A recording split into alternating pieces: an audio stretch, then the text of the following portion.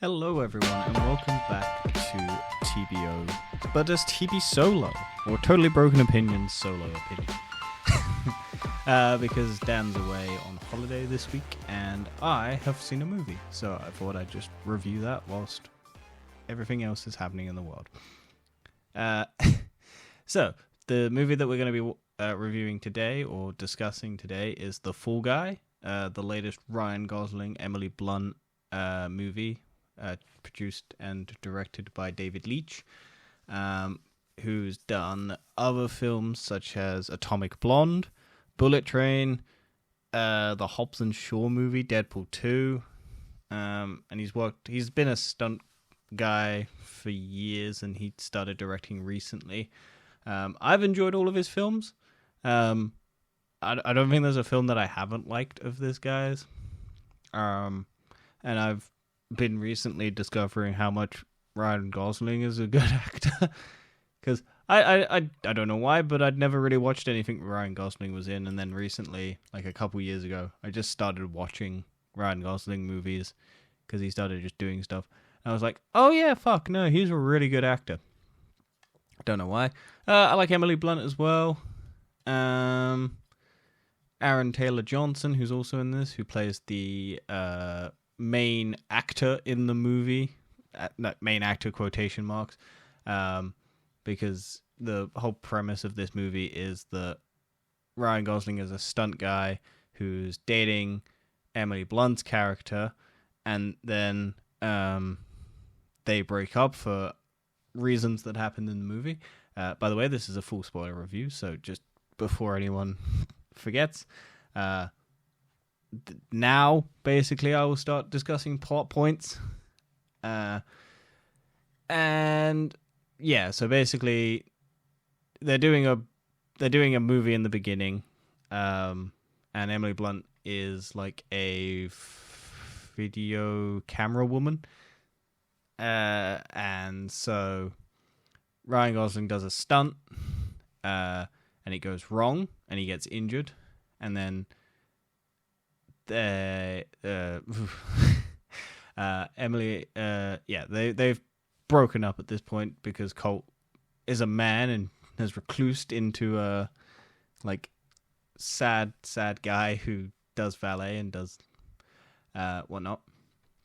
And then through the course of the film, he gets sent to Sydney because he thinks Emily Blunt's character wants him because she's now a director and she's working on a movie called Metal Storm, which is a Dune type movie where it's just a big sci-fi epic, but this is her first movie, and it basically just shows that it's a complete mess and she needs someone to do some stuff, but she doesn't know that it's him because whatever. And yeah, that's basically the plot. And then Aaron Taylor Johnson's character goes missing, and Ryan Gosling is put on the task of the movie will fail without him. And in order to save his relationship with Emily Blunt, he must go and find Aaron Taylor Johnson's character because he was his ex stunt guy, and he knows him better than anyone, I guess. It's a thin thread, but it's enough to get the movie going, and I liked the movie. And so yeah, what did I like about this movie? I think the chemistry between Ryan Gosling and Emily Blunt is very well done. You do believe that they are a couple. They could be a couple. It's very, I don't know why, but it's so weird to hear Emily Blunt's voice in this movie. It's very distracting. I don't know if it's because her accent is just so different from everyone else's.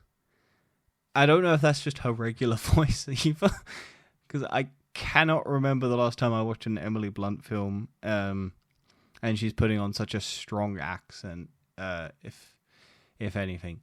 But it's not a bad thing. I was just very taken aback every time I heard her talk, because she's very, I think, posh.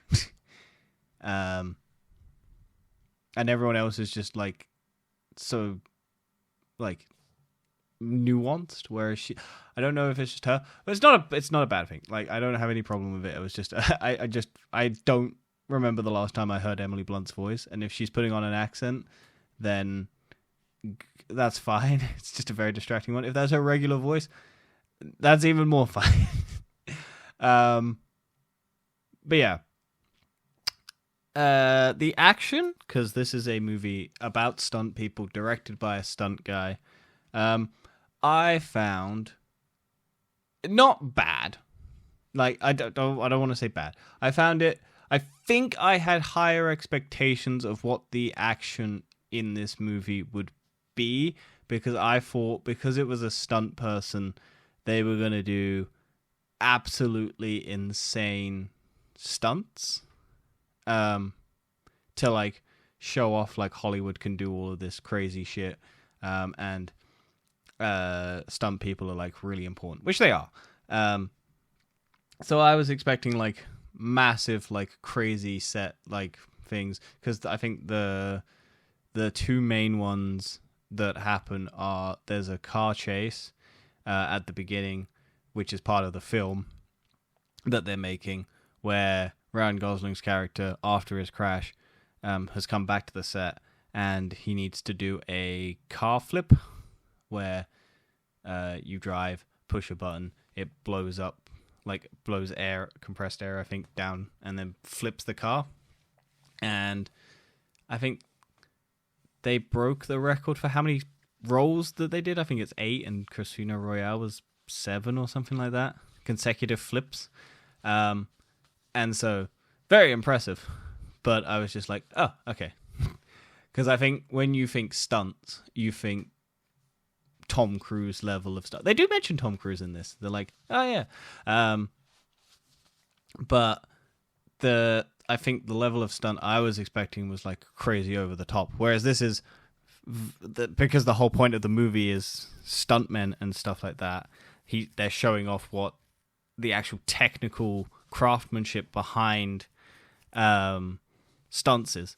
So to do that stunt is very technically like thing, but like cinematically it also looks cool, but it's not what I think most people would expect to be the most insane stunt that they could see, like Tom Cruise hanging off the side of a plane. I think people just think that the car is CGI when it rolls, which is a shame, because I do think that they did a very good job with that. I just think people might miss that subtlety. I don't know. I don't know. The other one was the chase through Sydney, set to Emily Blunt singing karaoke, which was such a interesting thing.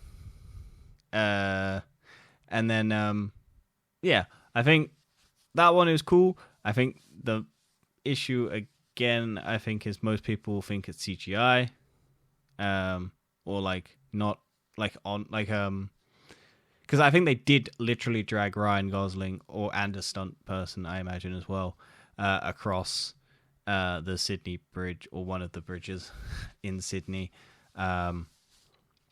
and he was hanging, but he was all cable tied in, and then they removed the cable ties and stuff like in post production. And I did enjoy that chase. It got a little goofy, but like, I'm not expecting this movie to have 100% realism. Yeah, I think that was a good action chase scene. And yeah, what else happened that I can talk about? I think this film was quite funny as well. Like, Ryan Gosling has very good comedic timing. Emily Blunt also has good timing. Winston Duke as well, very funny character. They Ryan Gosling and him have like an running thing where Winston Duke's character will quote a movie, and Ryan Gosling has to guess that movie. And it's not like stated why they're doing it; it's just something that they do. There's a whole scene where Ryan Gosling is sneaking back onto the set to see Emily Blunt after being supposedly killed in a explosion, and he's wearing an alien costume, and Emily Blunt beats the shit out of him in it, and it's just funny. There's loads of other little jokes as well. I won't ruin all of them. I think they're worth seeing. There's a bit where he goes to a nightclub as well, and that's another action scene. I think that's the most disappointing one. Not because of that it's not a good scene. It's just that they put... Because Ryan Gosling's character, Colt, has taken drugs. Because, that's the thing. There was an on-running gag, basically, that he can't get coffee. Because he's basically flown to Australia and he's got jet lag, and he can't... Like, the coffee machine in Emily Blunt's trailer is broken. The coffee assistant person never brings him his coffee. He goes to the actor's thing, tries to make a coffee and then gets attacked by the crazy girlfriend because she thinks he's breaking in to do stuff. And then he gets a drink and then it's laced with drugs. And then there's a joke where basically a unicorn is the guy goes, Ryan Gosling asks, when are these drugs going to wear off? And then when you stop seeing the unicorn, and then throughout just the movie for however long, there's just a unicorn in the background in a couple of scenes, and you're like, oh, so he's still high as fuck then, which is good. I think it was well done. What else happens? Oh, the big twist, which I don't think is that big if you've seen any movie ever, is that is basically they find out what happened to Tom, which is Aaron Taylor Johnson's character, as they find his phone, and they find, like, they have to go to his apartment because he has a bunch of sticky notes and stuff like that all throughout his, like, he just, everything he thinks is just written on a sticky note. So they have to go back to his apartment and find his password because he will have written it down on a post-it note. And so they go back and they find out, and they open the phone and they find the video, and it's he accidentally killed his stunt man, his new stunt man, because he got angry because he's always been jealous of Colt because he thought that Colt was basically always stealing the limelight because he was a better person than him, I guess. And so when the other guy accidentally, like, kind of just goes, you do your own stunts, basically, he does, like, a fight and then accidentally throws him into a wall and kills, like, snaps his neck, basically. And then they plan to, the producer, Gail, who got Colt over here, turns out she basically set it up so that they'd frame Ryan Gosling using AI deepfakes, because there's a bit where he goes and gets his face scanned for the movie, and then they'll deepfake Ryan Gosling's face onto Aaron Taylor Johnson's face so that it looks like Ryan Gosling basically killed the stunt guy, and then post it instead because they don't care because he's just a stunt guy and they need they want to keep being successful, and no one cares about stunt guys, which I thought was good. And then so yeah, I like the fact that they, like, point out the dangers of, like, AI in Hollywood movies and stuff like that. Not that you're ever gonna have you might have a Hollywood movie person, like, use that data and deep fake a celebrity to doing some dodgy stuff if they piss them off on set or something. You never know. But I do like the fact that this movie does point out how bad it is for actors and stuff like that. I don't know if they're saying that it's a good thing necessarily. Like, I wonder how much, because I guarantee there's already been CGI face replacements for years. It's just that this now it's getting better and better, and a lot of the time there isn't any sort of, like, compensation. They do also make the point that stunt people don't have an Oscar category, which you'd think would be a good category to have, because like the stunt people do a lot of stuff. Like, even if you just did stunt team, you don't have to give it to an individual person, just because there will be a stunt team on like sets. If you want to give it to an individual person, then you can, but I think stunt teams would be good, because like the stunt coordinators and stuff like that, because it's then a collective. You can give it to one person, but it's a collective team of the stunt people, and then those people can feel good. Because what's the point of not having a category? Let people feel wanted, not wanted, validated. I mean, let people feel wanted either, but what a... God damn it. So yeah, and then I think...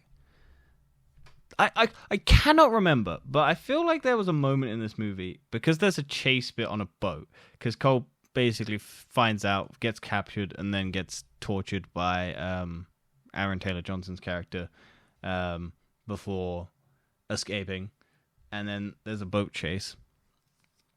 And I feel like that boat chase is happening and then suddenly stops so that Ryan Gosling can call Emily Blunt and then have his emotional moment and then fake his death, basically, before coming back in the final bit and having that weird alien fight.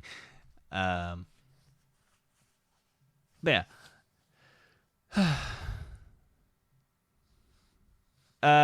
Yeah. I do love the fake movie. That was always a fun bit when they cut to like the movie that they're making, which is Metal Storm, which is just Dune, but like dumber. And you even get like the choir, like a faker choir happening in the background. Like the same sort of like nya nya nya nya sort of thing that they do, and it's like, oh yeah, okay, they're really playing up the Dune, which is funny because Dune Part 2 came out this year as well, and it's just like, oh yeah, I would also watch that Dune movie. I don't know what else there is, because it's a very straightforward plot. It's basically guy likes a girl, and the girl likes the guy, but that was the thing. There's a very cool, well, I don't know if it's cool, but there's a nice shot where they're discussing, like, because Emily Blunt's struggling with a scene, so they're discussing how she would shoot the scene. And during that, she's talking about split screen, like two characters on screen, different places. But then they cut to Emily Blunt and Ryan Gosling in two different places when she says split screen. And then they do basically a whole discussion about their relationship, but it's talking about like how they shoot movies and stuff. I thought that was an interesting way of doing it. I do think the craftsmanship is very well done in this movie.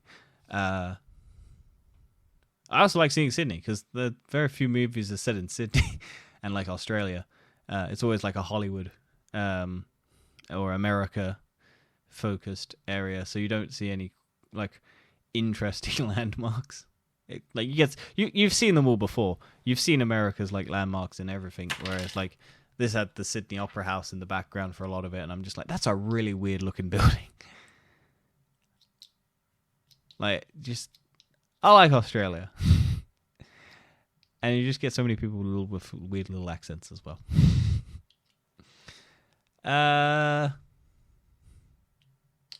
What else?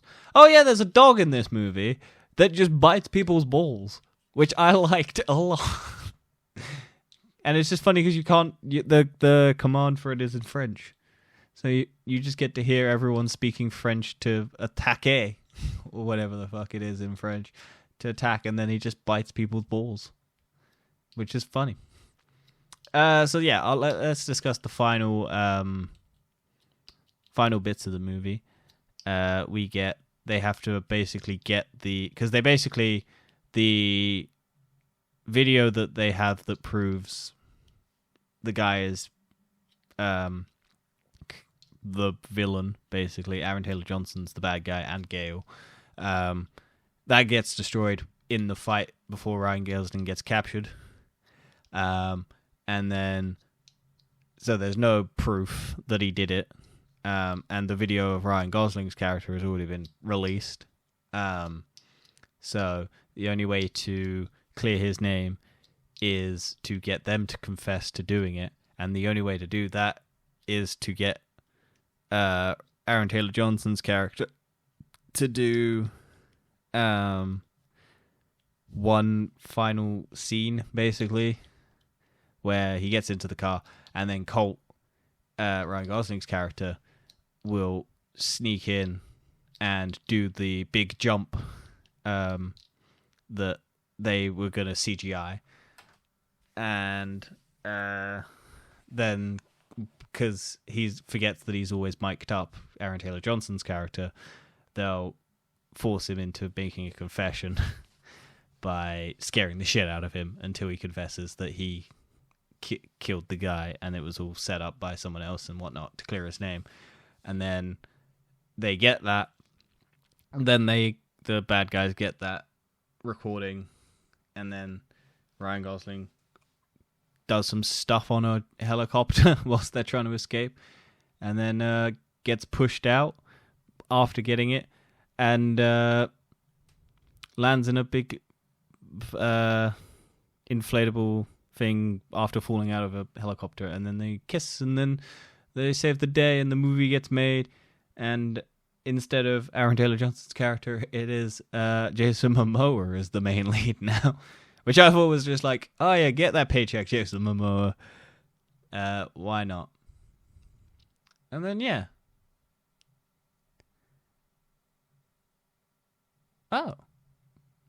Oh, that was the fucking thing. So there was a really annoying thing that happened at the end of the movie.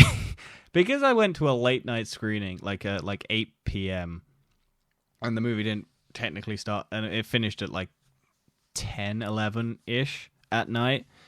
The credits, which are like, you'd want to watch for all the stunt people, and because also they show the behind-the-scenes stuff of them doing the stunts. They cut the credits because I think the people at the cinema wanted to go home and they wanted people to leave. So they cut the credits, and apparently there's a mid-credit scene that I haven't seen. Also, I didn't know this was the title and stuff was based on a TV show that happened in the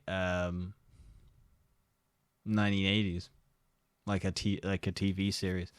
So that's fun. Yeah. Other than that, I did enjoy this movie a lot. I don't think it's as good as Bullet Train, which is not a bad thing. I think they're two different movies. I think Bullet Train is more of like a fun mystery that gets unraveled. This is also more of just a romantic film set at the backdrop of like Hollywood and stunts. And I think there's a mystery to it, but the mystery is a lot simpler in this one. Because you can basically piece together that the producer is the bad one. Aaron Taylor Johnson is jealous of Colt because he always does it, and Ryan Gosling, like the whole point of it was Ryan Gosling is trying to be as like inconspicuous as possible, but because he's so good, the other guy feels jealous. And even that was a nice moment. Is even at the end because Gale like threatens to shoot him, and Ryan Gosling, Aaron Taylor Johnson's character, basically Tom, basically even acknowledges, "Don't do it. He's still the best goddamn stuntman I've ever had." And Ryan Gosling then drops out the helicopter. It was nice. Yeah, no, I did enjoy this movie. I think if you've got time to go watch it, it's worth a watch. It's not what I was expecting it to be, but I don't think that's a bad thing.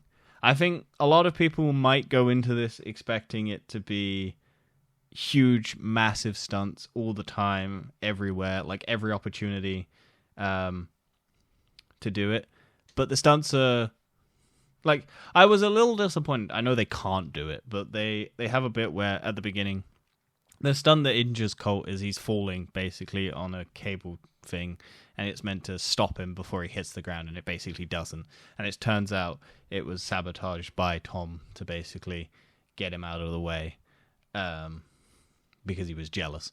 But you don't see the impact. I know that it's. I imagine like it's. I always thought you would get that moment in the movie where you see the impact or something like that, so you can see like the dangers that stunt people would be in. Because you only see the aftermath. It's just like him in a stretcher and he's getting wheeled away, and then you see him having his little weird massage therapy thing on the back of him and stuff like that. And he's fucking jacked as well. Like, it's crazy how ripped Ryan Gosling is. But yeah, I was a little disappointed about that. But other than that, I think this movie was good. I think people might have expectations for the stunts that might not live up to their expectations, but I think the story is good. I think the characters are good. And yeah, I think overall it was worth a watch. Is there anything else? No, I don't think so. I'm sure there is, but I'm sure I won't remember. Anyway, thanks for listening. I think it might be another solo episode next week for Kingdom of the Planet of the Apes, but I'm not sure. I think that is the plan, but if it changes, I apologize. But you will get a Kingdom of the Planet Apes regardless, even if there might be an extra one. I don't know. Thanks for listening. We hope you enjoy. Like, comment, subscribe, write a review. I'm trying to figure out YouTube's new podcast thing because they're canceling their podcast app and they're all tying it into YouTube, so I'm trying to figure out if I can still get our episodes on there, but who knows. Thanks for sticking with us, and we'll see you next time. Bye bye.